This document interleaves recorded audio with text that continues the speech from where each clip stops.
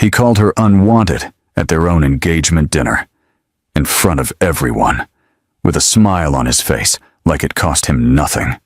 Now Lady Dlamini sat at that table with 50 people around her, champagne glasses clinking, and heard the man she was about to marry lean toward his best friend and say, "I'm only doing this because I owe a dead man. She wasn't my choice. She was just available." She heard every word. She was supposed to. He didn't lower his voice, not even a little. The woman next to Naledi pretended to check her phone. The man across the table suddenly found the ceiling very interesting. And Naledi sat there in her burgundy dress that her aunt had helped her pick out 3 weeks ago. The dress she'd cried happy tears in at the fitting, and felt something inside her chest go very, very quiet. Not broken, not angry, just quiet, like a room after a door slams shut. Toad Young-o didn't look at her once after he said it. He just leaned back in his chair, poured himself more wine, and laughed at something his colleague said on the other side of the table. Charming, relaxed, like he hadn't just reduced a human being to a line item in a debt ledger. Naledi excused herself, calmly, said she needed the bathroom, walked down the hallway of that restaurant, past the coat check, past the hostess, past the couple arguing quietly near the fire exit, and then she sat down on the floor of the single-occupancy bathroom, pressed her back against the cold tile wall, and looked at the small, compact mirror she'd brought to touch up her lipstick. She looked at her own face for a long time, round cheeks, full lips, a dark skin that her grandmother always called the color of good soil, and eyes that, right now, were asking a question she didn't want to answer. "What are you doing here?" She opened her bag, and that's when her fingers found the small pill bottle she always carried for her anxiety, and something shifted in her mind, something dark and tired that said, "Maybe this is just too much. Maybe I'm just too much. Maybe being available isn't even enough." She shook 3 pills into her palm, then 4. Then her hand was trembling, and she couldn't tell if she was counting anymore or just... The door opened. She hadn't locked it. Dato Hyo Young. Oh stood in the doorway in his charcoal suit, one hand on the frame, and his face did something she had never seen it do before. It went completely still. Not cold, not cruel. Still, looked like a man who has just seen something that will live inside him for the rest of his life, whether he wants it to or not. He looked at her hand. He looked at her face. He stepped inside and closed the door behind him without a word. "Give me those," he said. Quietly. No drama. No performance. She looked up at him. "You don't want me here." "I know." He crouched down to her level, which no man in a suit should be able to do gracefully, but he managed it. "Give me the pills, Naledi. You said I was available, like I was a parking space. I know what I said. Did you know I could hear you?" A pause. 1 second. 2. No. Would it have changed anything?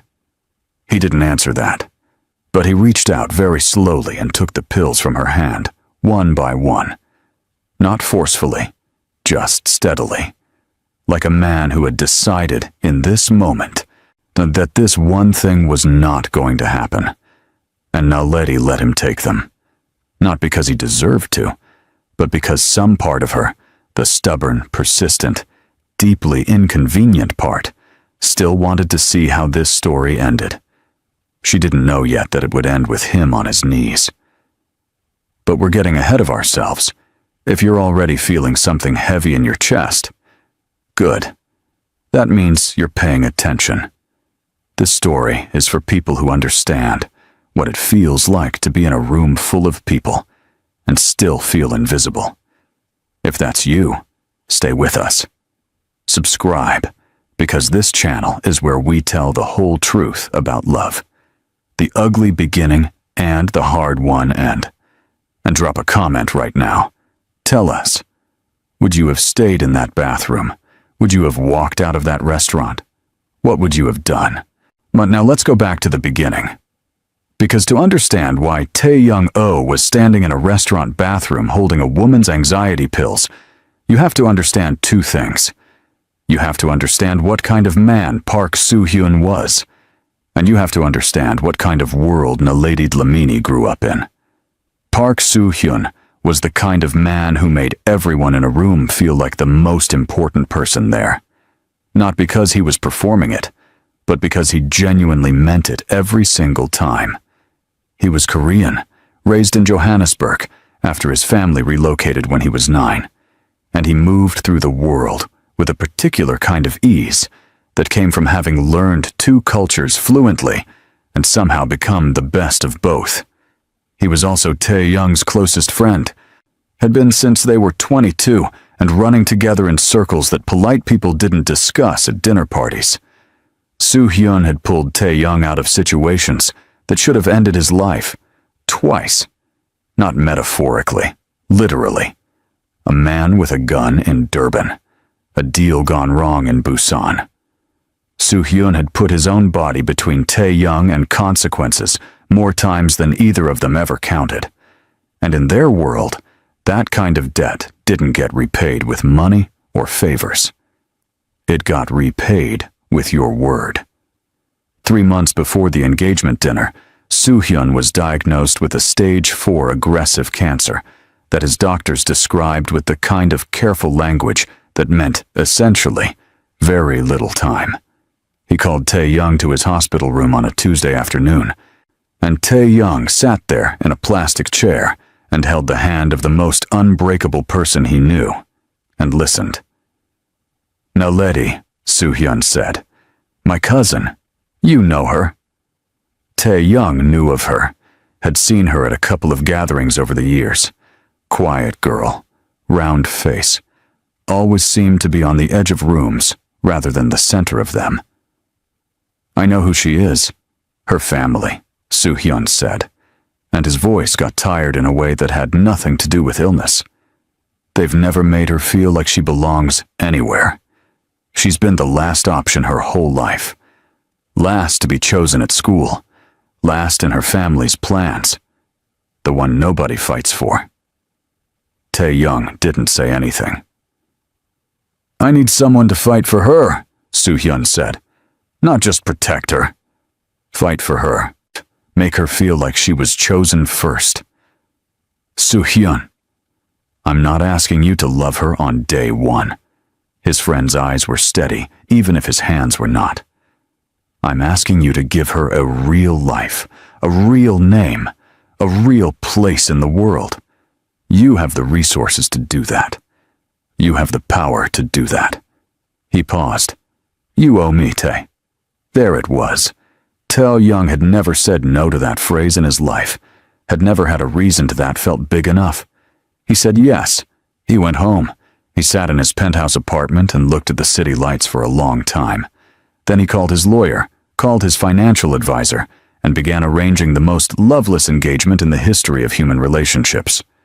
Naledi, for her part, had heard about the arrangement from her aunt Zodwa, the one aunt who had always been slightly more honest than kind.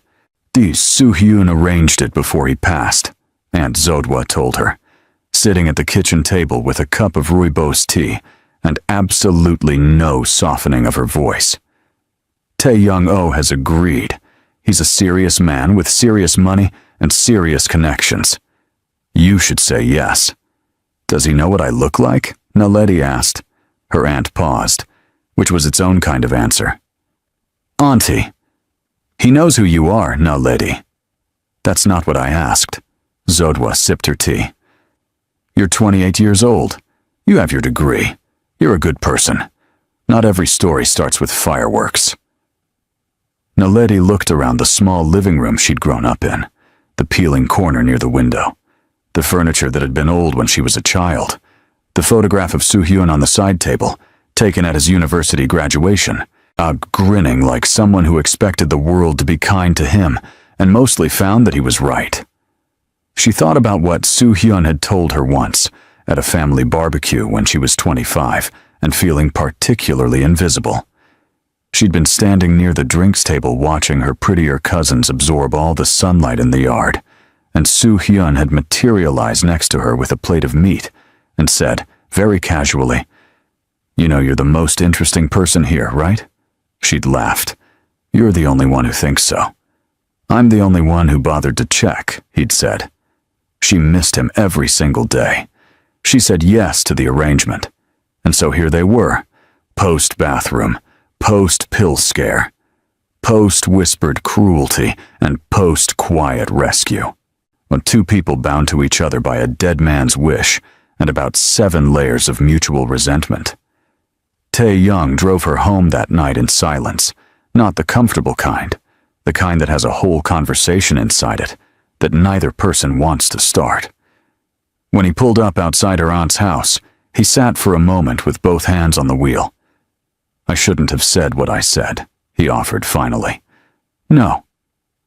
I didn't think about the volume. I know. That's actually the part that hurt more than the words." He looked at her then. Really looked. Like he was trying to find a file in his memory labeled, "How to handle this," and coming up completely empty. "I don't know how to do this," he said. "Naledi, I'm being honest with you. I have never in my life been in a situation I didn't have a map for. He gestured vaguely at the space between them. "I don't have a map." "Neither do I," she said. "But I at least came here willing to try." She got out of the car. He watched her walk to the front door.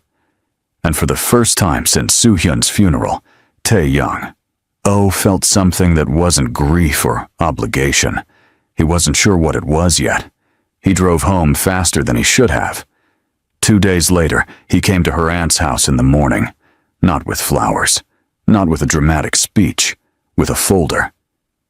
Naledi opened the door in her pajamas, which were printed with small cartoon cacti, and stared at him. He was dressed like he was going to a board meeting. She was wearing a top that said, "Not a morning person" on it in block letters. "It's 7:45, she said. "I know." He held up the folder. "What contract?"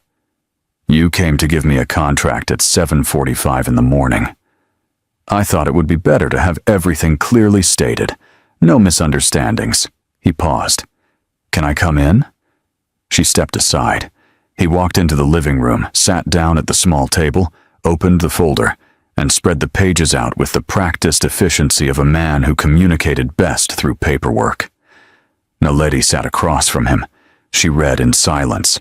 It was thorough. She'd give him that. No romantic obligations. No shared bedroom arrangements unless mutually agreed. She would have full access to a household account, a car, medical coverage, and, she paused here, a funded postgraduate program if she chose to pursue one. "Education?" she said. San Soo-hyun said you wanted to study further, but couldn't afford to. She looked at the page for a long moment. "Duration?" she asked. "We can revisit after a year. And what's expected of me? Public appearances when required, present as a couple at necessary events. Nothing else." "Nothing else," she repeated.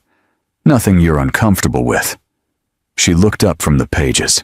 He was watching her with that careful, unreadable expression of his, the one that probably served him very well in boardrooms and negotiations, but was extremely aggravating in a kitchen. "Tae-young," she said. "Yes. Do you actually want to do this?" A pause. 3 full seconds. "I want to honor what I promised." "That's not the same thing." "I know." She looked at the contract again. Then she picked up the pen he'd helpfully placed on the table. And she signed it. Not because she'd run out of options. Not because she was desperate. But because Soo-hyun had loved her enough to use his dying breath on this. And that meant something. Even if the man across from her didn't yet know how to act like it did. She pushed the papers back across the table. "I want it on record that I did this with my eyes open." "Noted," he said. And then, almost imperceptibly, something at the corner of his mouth moved. Not quite a smile. More like the memory of one. The move-in happened the following Saturday, Naledi arrived with 4 boxes and a rolling suitcase, and a small succulent named Gerald. Ta-Young's apartment occupied an entire floor of a building in the wealthiest part of the city. All clean lines, cool tones, and the kind of quiet that expensive real estate buys. The housekeeper, Mrs. Park, saw an older Korean woman with a calm face and sharp eyes, showed Naledi to the guest suite. It was twice the size of her bedroom at her aunt's house. "Is this okay?" Mrs. Park asked. "It's perfect," Naledi said. She placed Gerald on the windowsill. He looked very small against the city view, but then again, so did she. And she'd decided years ago that small wasn't the same as insignificant. Tae-Young was on a call when she arrived, and was still on one when she finished unpacking. He acknowledged her presence in the apartment with a brief nod and a gesture toward the kitchen that she interpreted to mean, "Help yourself." She made herself a cup of tea, sat at the kitchen island, opened her laptop, and started looking at postgraduate programs. He finished his call an hour later, walked into the kitchen, stopped when he saw her, and then, without a word, made himself a cup of coffee and sat at the other end of the kitchen island. They worked in silence for 40 minutes. At some point, Naledi looked up and said, "Do you always work this late?" "It's 4 in the afternoon." "I know. It was an observation, not a criticism." He glanced at her. "Yes, I always work late." "Okay." She went back to her screen. Another 10 minutes passed. Then Tae-Young said, "What program are you looking at?" "Urban development. There's one at the university here that has a focus on community infrastructure in under-resourced areas." He was quiet for a moment. "That's specific. I grew up in a neighborhood where the streets flooded every time it rained because the drainage hadn't been updated since the 80s, she said without looking up. "Well, it tends to make you specific." He didn't respond to that, but she noticed, later, that he looked up the program on his own laptop. She didn't mention it. Progress, she thought. Microscopic, stubborn, 1 cell at a time progress. 3 weeks passed. They orbited each other politely. Naledi enrolled in her program. Ta-Young worked 14-hour days. Mrs. Park cooked meals that they sometimes ate at the same table and sometimes didn't. The silence between them had changed slightly in texture, less like a wall and more like a waiting room. And then Aunt Zodwa called. "The family cookout is next Saturday," Zodwa said.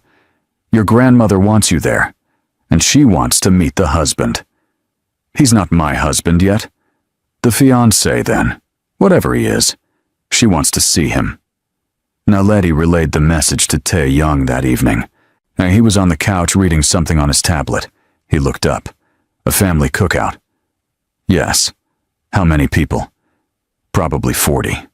Maybe 50. He looked back at his tablet. "Fine. Tae-Young." "What?" "My family is—" She searched for the word. "A lot. Some of them are warm and some of them are competitive, and some of them say exactly what they think, regardless of whether it's helpful. I just want you to know that going in." He lowered the tablet. "Do I look like someone who gets rattled by family dynamics? You look like someone who's never had to survive a Dlamini cookout." Something crossed his face. Amusement, maybe. He hid it quickly. "I'll be fine." She gave him a look that contained multitudes. Saturday came. The cookout was at Aunt Grace's house, which had a large yard. A sound system that the neighbors had filed noise complaints about at least 3 times, and a braai setup that her Uncle Themba managed with the seriousness of a head of state managing nuclear codes. There were children everywhere. Music, the smell of meat and onions and her grandmother's famous potato salad. And there were the cousins. Now, to be absolutely fair to the cousins, they were not bad people. They were simply people who had grown up in a world that rewarded a certain kind of beauty and a certain kind of boldness, and they had leaned into both. Portia was 24, tall, with the kind of smile that arrived slightly before the rest of her face. Lindy was 26 and had opinions about everything, delivered at high volume. And Zanele was 29 and had once, at a Christmas dinner, told Naledi that she carried herself well for her size, which Naledi had filed under compliments she planned to think about more later and then never thought about again because life was too short. They saw Tae-young the moment he and Naledi walked through the gate. It was, to Naledi's quiet resignation, exactly the reaction she'd expected. "Oh," Portia said, drawing the word out like taffy. "That's him?" Lindy said. "Stop staring," Naledi said under her breath. "We're not staring," Zanele said. "We're appreciating." Tae-young, to his credit, greeted Naledi's grandmother first. Her grandmother, Ma Dlamini, was a 73-year-old woman who had survived things that had broken stronger people and emerged from each of them with better posture. She looked at Tae-young for a long moment. He held her gaze. Didn't rush her, and didn't perform. "You have quiet eyes," Ma Dlamini said finally. "Thank you," he said. "I didn't say it was a compliment yet," she said. "Quiet eyes can mean calm, or they can mean hiding." She tilted her head. "Which is yours?" "Probably a bit of both," he said. Ma Dlamini almost smiled. "Honest. Good start." Naledi relaxed exactly 2%. The afternoon progressed. Food was eaten. Children ran in circles. Naledi's Uncle Themba pulled Tae-young into a conversation about cars that lasted 45 minutes and seemed to go well. Naledi circulated, helped carry plates, laughed at her young cousin's antics, and felt, for the first time in a while, like herself. Not the version of herself that existed quietly at the edge of someone else's world, just herself. She was helping clear cups when she heard it. She probably pushed for this. You know, Portia was saying to Lindy, not far enough away. Like, he's not going to choose her on his own. She must have done something. Soo-hyun arranged it, Lindy said, less cruelty and more practical in her assessment. So he's just doing a dead man a favor. That's so sad. Portia's voice had that particular softness that meant she thought she was being understanding. I feel bad for him, honestly. Naledi put the cups down. She breathed in once, out once. She turned around and found Tae-young standing 3 feet behind her. He had heard it. She could tell because his jaw had shifted, just slightly, in the way it did when he was actively choosing not to respond to something. He looked at her. She looked at him. There was a brief, wordless exchange that contained both acknowledgement and a question. She shook her head slightly. "Don't let it go." He held her gaze for one more second. Then he walked toward where Portia and Lindy were standing, and he said pleasantly, "Naledi, your grandmother is looking for you. I told her I'd find you." Portia blinked. Lindy smiled automatically. Tae-young put his hand at the small of Naledi's back, very lightly, more signal than touch, and he steered her away from the conversation with the practiced ease of a man who knew exactly what he was doing. When they were out of earshot, Naledi said quietly, "You didn't have to." "I know," he said. He removed his hand.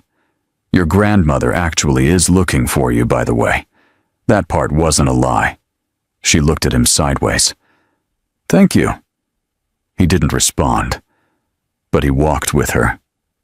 That night, back at the apartment, and they debriefed in the kitchen in the way they'd developed, not side by side, but nearby, adjacent, like two people who weren't ready to be in the same space, but had stopped needing to be in opposite ones. "Your family is," he started. "A lot," she said. "I told you." "Your grandmother is extraordinary," Naledi smiled. "She really is. Portia and Lindy, you don't have to. I just want to say," he said, looking at the counter, "that what they said was wrong. Whatever arrangement this is, He gestured between them. You're not someone's pity project. She was quiet for a moment. Do you actually believe that? Or are you just saying it because you're supposed to? He thought about it. She watched him think about it, which she appreciated more than a fast answer. I'm starting to, he said finally. She nodded. And that's actually enough for now. She took her tea and went to her room. He stood in the kitchen for a while longer. And that, if anyone is paying attention, that was the moment the contract stopped being just a contract. Weeks moved. Rhythm developed. Small, unremarkable, important rhythm. Ta-Young started leaving her a cup of tea in the mornings before she woke up, which she didn't ask him about because asking him about it might make him stop. She started making him eat actual food at dinner instead of whatever protein thing he grabbed at 10 p.m. on his way between phone calls. Mrs. Park observed all of this with the expression of a woman who had seen many things in her long career and was keeping score. One Thursday night, Naledi was at the kitchen table surrounded by her coursework when Tae-Young came home at 11, took one look at the controlled chaos of her papers and said, "You need a proper workspace. I have one. You're sitting on a takeaway menu." She lifted herself slightly. There was indeed a takeaway menu under her left leg. "That's load-bearing," she said. He made a sound. It might have been a laugh. It was brief and he recovered quickly, but it happened. "I have a study at the end of the hall," he said. "Use it. There's a desk that's done nothing for 2 years." "I'm fine. Naledi." He looked at her with patient exasperation. "Use the desk." She used the desk. It became her space within a week. She added a second plant. Gerald had been joined by a small fern she named Patricia, and her own lamp and a stack of books that were definitely not all textbooks. Tae-Young came in once. They looked at the 2 plants and the biography of a South African urban planner she'd left on the chair, and said nothing. But he had a small shelf installed the following weekend without being asked. She stood in front of it when it was done, and pressed her lips together and decided she was absolutely not going to make a big deal out of that. She made mental note of it, though. In the 5th week, the Korean woman appeared. Her name was Jisoo, and Naledi learned this the way she learned most things she didn't particularly want to know, by accident, at the worst possible moment. Tae-Young had mentioned he had dinner with a former business associate. Naledi had come home later than expected from a study group to find 2 people standing at the kitchen island with a bottle of wine between them. Jisoo was the kind of woman who occupied a room without trying, elegant posture, expensive simplicity, the kind of beauty that didn't announce itself and therefore didn't need to. She looked at Naledi when she walked in, the way people look at things they've already assessed and categorized. "You must be Naledi," Jisoo said. "I must be," Naledi agreed pleasantly.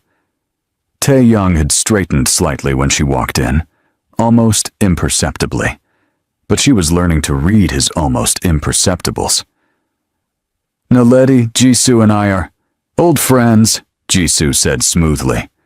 Her hand, Naledi noticed, was resting on the kitchen island, approximately 4 inches from Tae-Young's. "Lovely," Naledi said. "Don't let me interrupt. I'll be in the study." She went to the study. She sat at her desk. She did not read a single word for 45 minutes.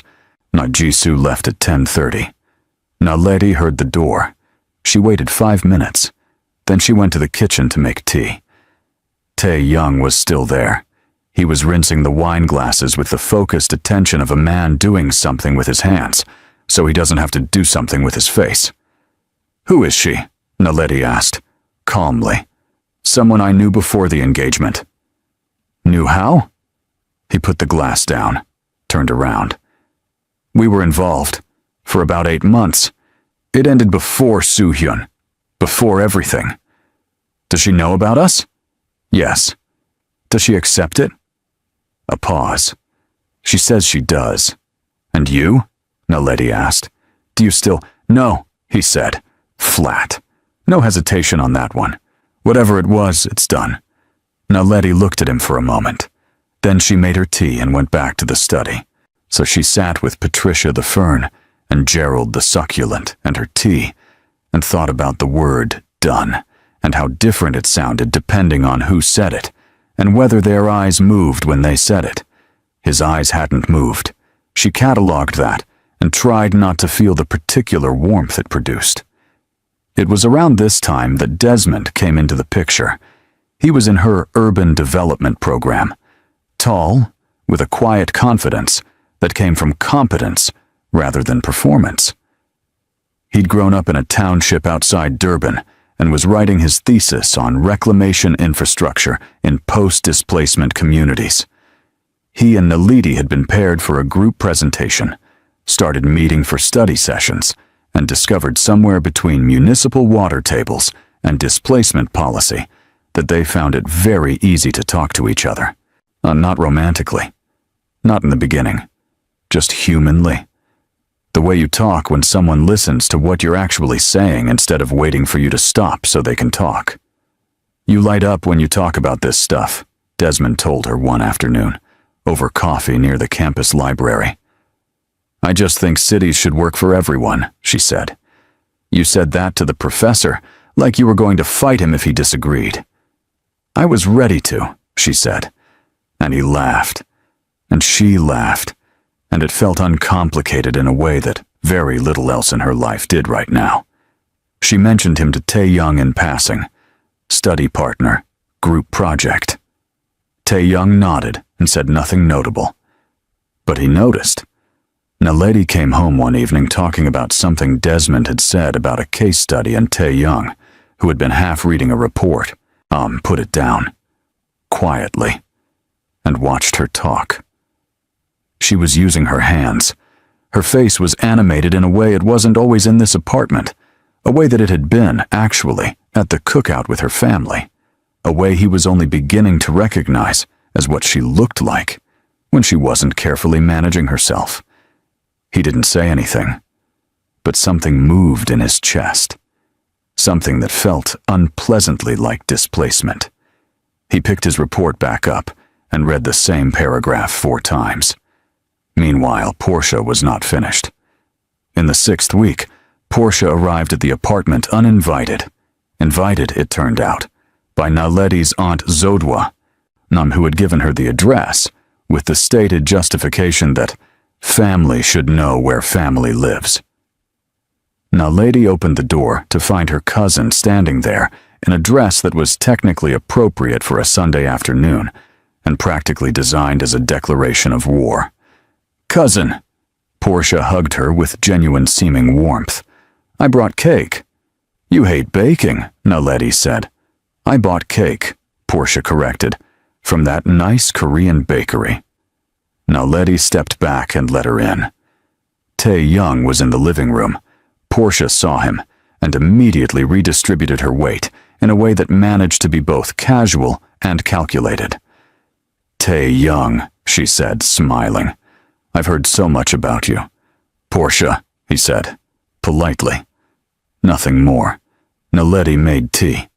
She watched from the kitchen as Portia settled herself on the couch and began asking Tae-young questions that were technically about business and practically about access.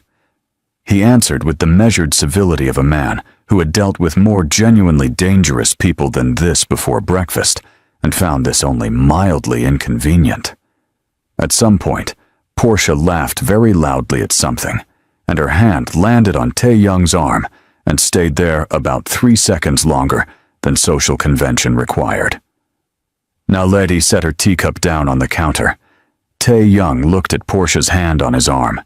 Then he stood up, which removed the hand, and said, "Can I get anything from the kitchen?" Naledi was already looking at him when he walked in. "Your cousin," he said quietly, "is very enthusiastic." "You have no idea," Naledi said. "She's going to come back." "Almost certainly." He picked up a glass and filled it with water. "Does it bother you?" The question landed carefully. Naledi considered it. "What bothers me," she said slowly, "is that they do this, and then act like they're doing me a favor. Like, oh, we're just making sure he knows he has options. Like I should be grateful they're checking. He was quiet for a moment. You don't have to be grateful for that. I know. She looked at him. Do you... She stopped. What? Nothing? No, lady. She looked at her tea. Do you ever look at her, Portia, Jisoo, any of them, and think, why am I over here when I could be over there? The kitchen was very still. He put his glass down, turned fully to face her. No, he said. She searched his face for the caveat, the pause, the redirect. There wasn't one. No, okay, she said. Her voice came out slightly smaller than she intended. He went back to the living room and told Portia, pleasantly, that he had a call in 10 minutes, and it would probably run long. Portia got the message with slightly less grace than she'd arrived with, said her goodbyes, and left. That night, Naledi heard a knock on her study door. She opened it. Ta Young was standing there, which was unusual. He normally sent texts from across the apartment like they lived in different countries. There's something good on TV, he said, if you want a break. She looked at him. He looked at the doorframe. He was not, she had learned, a man who repeated himself or apologized for vulnerability. So the fact that he was standing there saying this was about as big a gesture as a different person bringing flowers. What is it? She asked. A documentary about cities. She blinked. You looked up my field. It was recommended, he said, very casually to the doorframe. She picked up her tea. Let me get a blanket. They watched the documentary on the couch, not touching, 6 inches apart, but present. Both of them, genuinely, in the same space. At one point, Naledi pointed at the screen and said, That's exactly what I want to do. Right there. That model. Community-led infrastructure revision that doesn't displace the people it's supposed to serve. He looked at the screen, then at her. You're going to do it, he said. No caveat, no qualifier, just a simple, level certainty that hit her differently than she expected. You don't know that, she said. I know that you argued with your professor for 8 straight minutes, and he changed his slide, he said. She laughed, or actually laughed, the unguarded kind. And for just a moment, the 6 inches between them on the couch felt both enormous and completely unnecessary. Tae Young looked at the television. Something was happening in his expression that she couldn't fully name yet. Something that looked like a man who was beginning to understand that obligation, and something else had started to overlap, and he wasn't entirely sure what to do about it. She pulled her blanket up. He didn't move away. They stayed like that until the documentary ended, and that is where everything stayed. Fragile, cautious, full of almost, until Desmond and Jisoo arrived in the same week and blew the whole careful structure apart. Desmond texted on a Tuesday to say his usual study spot was closed, and did she mind if they worked at a coffee shop near her side of town? She agreed.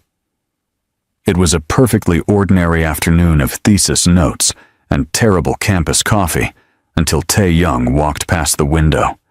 He was on a call. Stopped mid-step when he saw her. She raised her hand in a small wave. He looked at Desmond. Desmond, unaware of any of this, was highlighting something in a journal article with complete academic focus. Tae Young nodded at her, walked on. That evening he was quiet in a way that had edges. She let it sit until dinner. Then she said, That was Desmond, from my program. We told you about him. I know who he is. You looked like you didn't. I looked like what? Like someone trying not to look like something, she said. He set his fork down. That's not a sentence.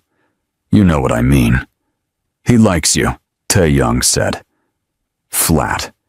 Stating a fact the way he stated facts. Directly. Without theatrical inflection, which was somehow more charged than if he'd made it a scene. We're friends, Naledi said. He likes you, Tae-young repeated. She looked at him for a long moment. And? And nothing. I'm noting it. You're noting it, she said, like it's a memo. Naledi, we are not together, Tae-young. Not really. That was the contract. No obligations. No, I know what the contract says. Then why are you noting things? He picked his fork back up, said nothing. But his jaw was doing that thing again. And Naledi looked at her food and felt the most complicated possible combination of things. Frustration and something else. Something warmer that she was not going to name out loud until she absolutely had to. 2 days later, Jisoo called while Naledi was in the apartment. She heard Tae-young's voice from the hallway, low and controlled. She wasn't trying to listen, but apartments have a way of carrying voices when you're not careful. Jisoo, no, I told you. A pause. That's not. Another pause. I said no. And then nothing, which meant the call had ended. He came back to the kitchen. Naledi was looking at her laptop screen with the focused attention of someone who had absolutely not been listening. She wants to meet for coffee, he said.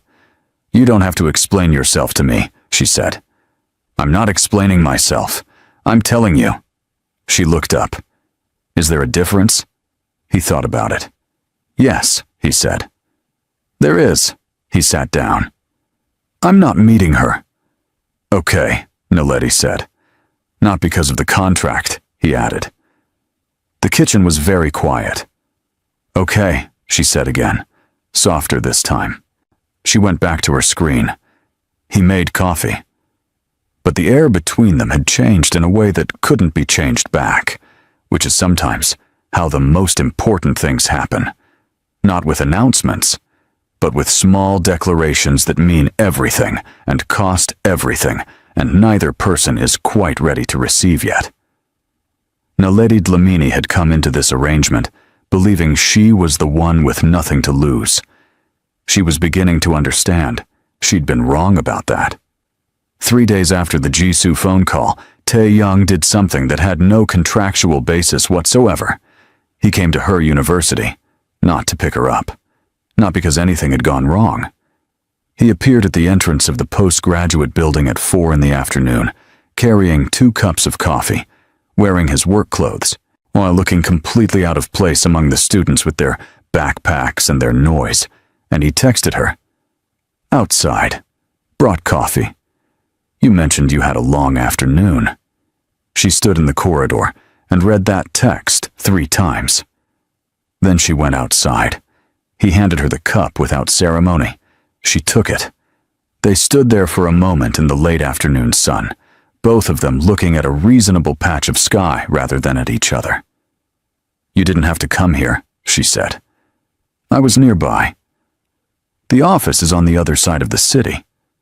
I was nearby, he repeated, with the absolute commitment of a man who had decided his story and was staying with it.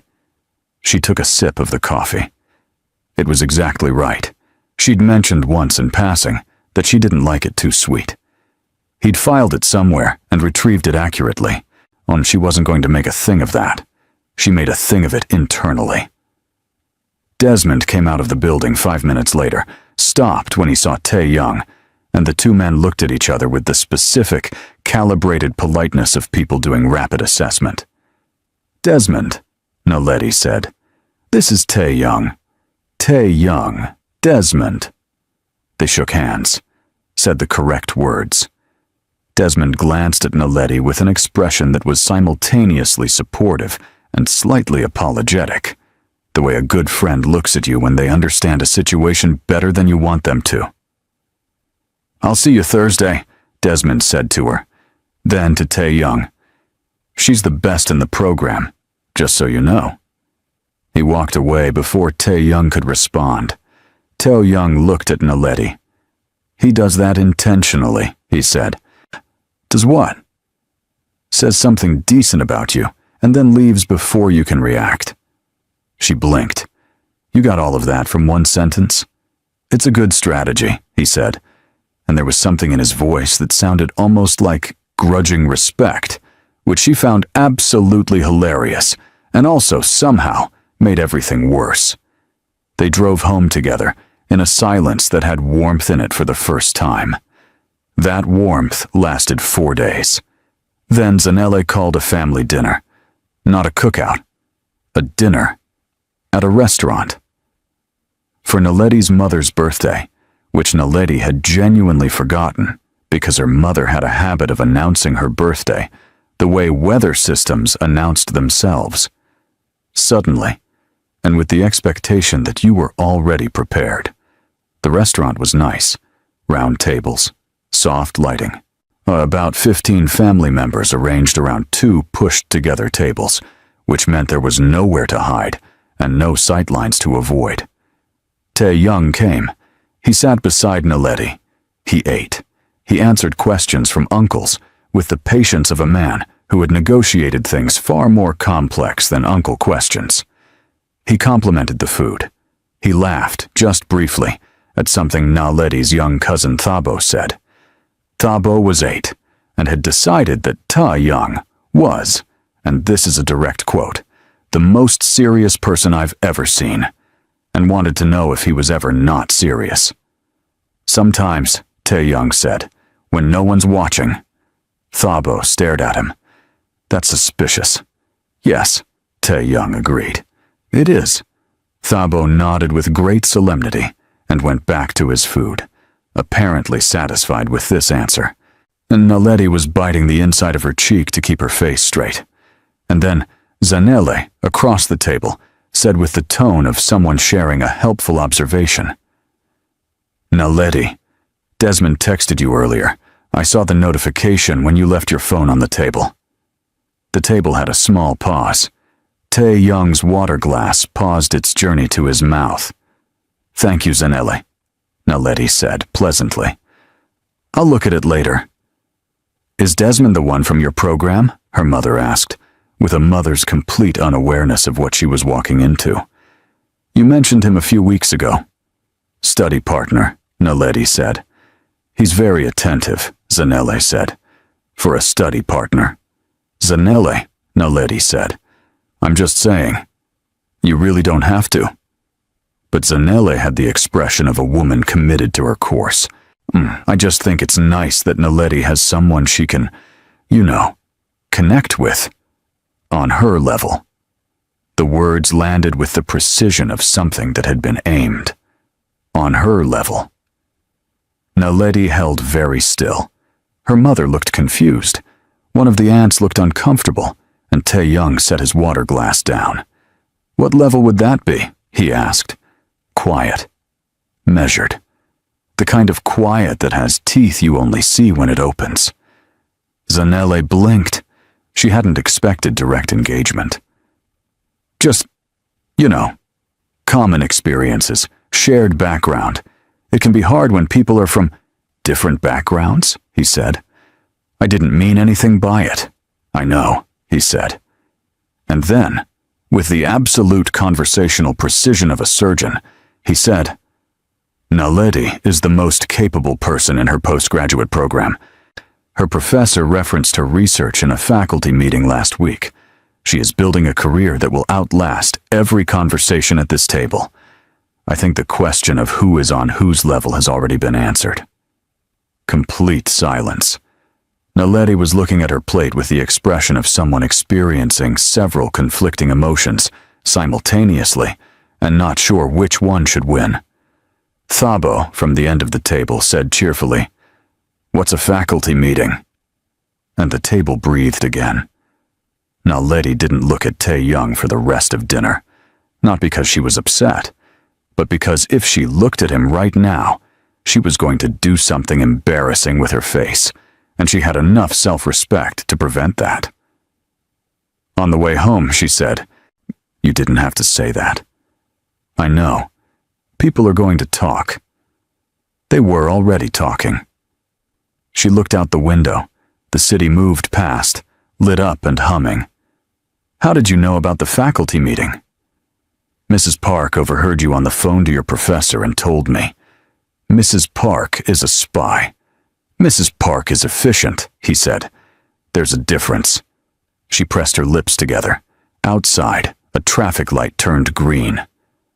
Tae-young. What? Thank you, she said. Simple. No additions. He changed lanes. Don't thank me. It was accurate. She smiled at the window so he couldn't see it. He saw it in the rearview mirror. He looked back at the road quickly, but his hands on the wheel had relaxed in a way they hadn't been for most of the evening. 2 days later, Jisoo appeared at the apartment building. Not inside. Tae-young had not given her the access code, and Naledi noted this detail privately and stored it. But she was in the lobby when Naledi came back from university, and she was dressed for impact in the way that meant this hadn't been accidental. Naledi, Jisoo said. Warm. Careful. I was hoping we could talk. Naledi shifted her bag on her shoulder. She was tired. She had a presentation in 4 days, and a chapter revision due Thursday, and approximately no patience available for whatever this was. Sure, she said. They sat in the lobby seating area. Jisoo folded her hands.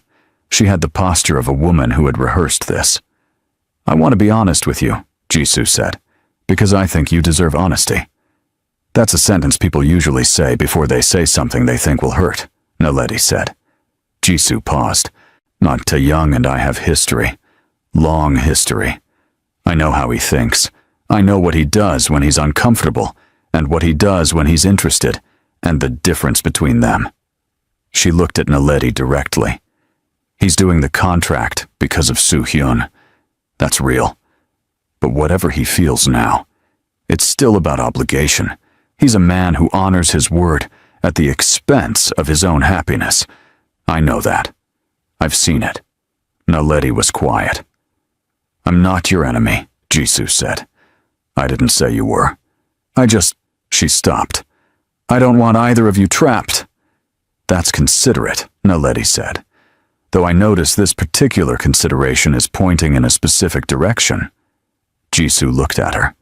Really looked. And something in her expression shifted. The prepared version of this conversation bumping up against the actual person in front of her. You're not what I expected, Jisoo said. I'm not what anyone expects, Naledi said.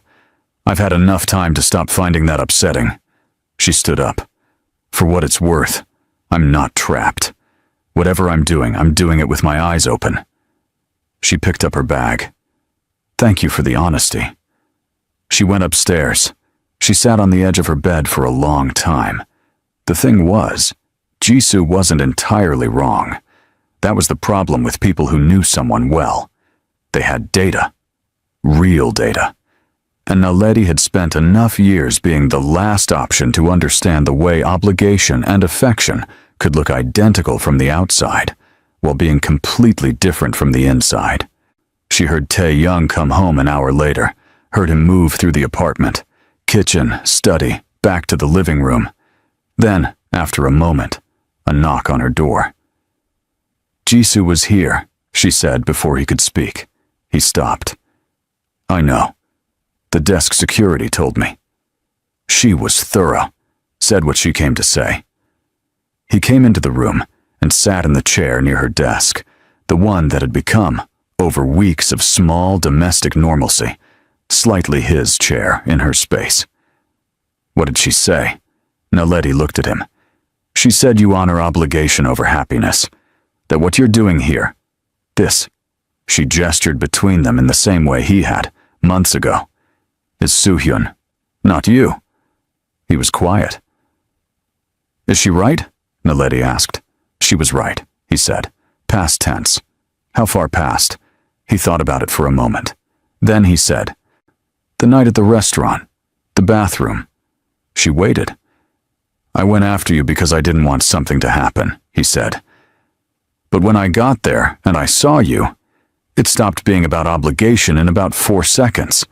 Something else happened. I didn't know what to do with it, so I filed it somewhere and tried to behave normally, which, for the record, is not something I'm practiced at. Naledi looked at her hands. Tae-young. I'm not telling you this to pressure you, he said, with the careful deliberateness of a man who had clearly thought about how to say this. I'm telling you because Jisoo had data on an old version of me, and I don't want you making decisions based on old data. She looked up at him. The study was quiet. Gerald and Patricia were on the shelf, small and steady and alive. I don't know what this is, she said honestly. What we are? Neither do I, he said. But I know it's not nothing. She pressed her lips together. That's not nothing, isn't exactly a declaration. No, he agreed. It's a start. They sat with that for a moment. Then she said, Desmond is presenting his thesis proposal tomorrow. He's nervous. I told him I'd read his conclusion tonight. Okay, Tae-young said. I'm telling you because, she paused, because I think you should know that Desmond is my friend, and that's real, and I'm not going to pretend it isn't. But that's also all it is, and you should know that too. He nodded. Once, the muscle in his jaw moved in the way it did when he was receiving something he wasn't sure how to carry yet. Thank you, he said, for telling me. She nodded. He got up, paused at the door. So there's food when you're ready. Mrs. Park made that thing with the rice that you said was good. The dole sot. That one. She almost smiled. I'll be out in a bit. He left. She sat for another moment. Then she opened Desmond's document and started reading. And so things shifted. Not dramatically. Not with a speech or a moment designed for memory. But the honesty between them had changed something structural in the apartment's atmosphere. The way a single window opened changes the temperature of an entire room. Tae-young stopped working until midnight, started being present at dinner in a way that meant actually present, rather than physically in the room. He asked her questions about her coursework and listened to the answers instead of waiting for them to finish. She stopped bracing every time he walked into a room, and I stopped performing the particular kind of smallness she'd learned to default to in spaces that hadn't fully chosen her. Mrs. Park, for her part, started making 2 cups of tea in the mornings without being asked. Naledi had had a good day. Presentation submitted. Positive response from her supervisor. She came home with the specific lightness of academic success and found Tae-young in the living room, jacket off, looking at something on his laptop that had clearly been bothering him for a while. What's wrong? She asked. Nothing that needs to... Tae-young, what's wrong? He looked at her, then he turned the laptop around. Deal collapsed. 18 months of work. The partner pulled out this afternoon. She came and sat on the couch, not 6 inches away this time. Close. She looked at the screen, on numbers and clauses and the polite language of professional devastation. That's a significant loss, she said. Yes. What happens now? He leaned back, rubbed his face with one hand, in the way he never did in professional settings, but sometimes did, she'd noticed, when he thought no one was paying attention. We rebuild. Find another route. It's not... He stopped. It's fine. I've been here before. You can be upset, she said. He looked at her sideways. I'm serious, she said. You can be upset. You don't have to present the managed version of it. He was quiet for a long moment. Then he said, I'm tired. I know. Not just about this. I'm just... He stopped again. The sentence was going somewhere he hadn't planned, and she could see him deciding whether to let it finish. She waited. I've been careful my whole life, he said finally. About everything. Every relationship, every decision. And I'm good at it. But careful is, he looked at his hands. It's a very exhausting way to live. She looked at him. Tanyashi Yangfu, who had walked into a restaurant bathroom for a woman he barely knew and taken pills from her hand without drama, who had stood at a family dinner and defended her so precisely that the whole table went silent, who had come to her university with coffee and a terrible excuse, and stood in the sun looking at the sky because he didn't know what to do with what he was feeling. "You don't have to be careful with me," she said. He looked at her. "I mean it," she said. "Whatever." She found the words carefully. "Whatever this is becoming, you don't have to manage it. I'm not going to break, and I'm not going to run." Something moved in his face. The carefully maintained surface of it shifted, just briefly, just enough, like a door opening 1 inch and light coming through. "Naledi," he said. I think I'm—" He stopped. "You think you're what?" He looked at her. Long, direct, the way he looked at things he was deciding. "I think I'm in a lot of trouble." She understood exactly what he meant. "Join the club," she said. "We have terrible membership benefits and no exit strategy." He made the sound again, the brief, unguarded sound that was becoming her private favorite thing, and she felt it all the way through. She leaned her head back against the couch. He didn't move away. For the first time since they'd shared a couch, neither of them created careful space between themselves. They sat with their shoulders nearly touching, the city lights outside doing what city lights do, and Naledi thought, this is the thing Soo-hyun wanted. Not the contract, not the arrangement. This exact, warm, ordinary, terrifying thing. She hoped, wherever he was, that he was satisfied. "Can I tell you something?" she said. "Yes." I was going to say no, to the whole thing. The arrangement, the contract, all of it. I had it decided. She paused. And then I thought about how Soo-hyun used to look at me at family things, like I was someone worth looking at. And I thought, what if I let someone try, just once? What if I stopped deciding it would fail before it started? Tae-young was very still beside her. "So if this," she said, "if this becomes something, that's why. Not desperation. Not no options. Because I decided to try. I want that to be clear." "It's clear," he said quietly. "Good." Neither of them moved for a long time. The city hummed. Gerald and Patricia were in the study. Mrs. Park had long gone home. And somewhere between the collapsed business deal and the honest conversation and the shoulder-to-shoulder stillness, two very careful people made the quiet, terrifying, mutual decision to stop being careful. Which meant, of course, that everything was about to get significantly harder before it got better. That's how real things work. This is your community. People who understand that real love isn't a feeling that arrives clean and easy. It arrives at 7:45 in the morning with a contract and bad timing and a dead man's wish. And it builds itself out of tea made right and a shelf installed without being asked and one honest sentence at a time. If this story is making you feel something real, you're exactly where you belong. Subscribe. Not because we asked, but because you know this is a space worth staying in. And leave something in the comments, not just a reaction. Tell us something real. Have you ever had someone walk into a space for you when they had every reason not to? Have you ever been the person no one expected to choose? This community hears you. We're listening.